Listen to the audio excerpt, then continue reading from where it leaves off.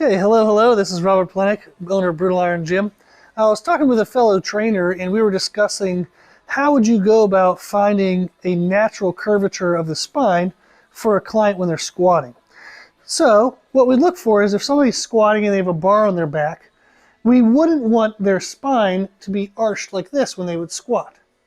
But depending on people's anatomy, if they're a bigger structure or they're a really skinny person, it can be hard to tell what is overarching versus a correct normal curvature. Some people in their normal healthy position, it would look like their back is scooped in some. Well, how do you know if it's scooped in too much, not enough? So one of the things we said is you can have for each individual client that you work with, is you would have them stand slightly angled like this as if the bar was on their back. We know that if a bar is on someone's back, they're not going to stand straight up. So you have to have the hips back a little bit. Then from here, what you would have them practice is tucking their butt underneath them and then extending their hips back as far as they can go. Almost like they're taking their tailbone up to the ceiling. Then you have to go back underneath, back up like that, and then have them go to neutral. This allows you now to see what neutral position looks like for that person.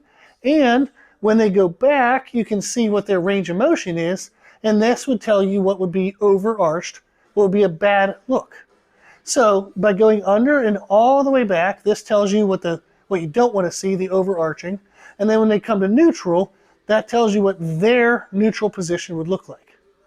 So you would have them do this without a bar on their back, get an idea of what they look like in this position, and then whenever they would squat, you'd be able to see if you're looking for that same look. So that's a way in which you can tell individual persons kind of overarching and neutral spine positioning.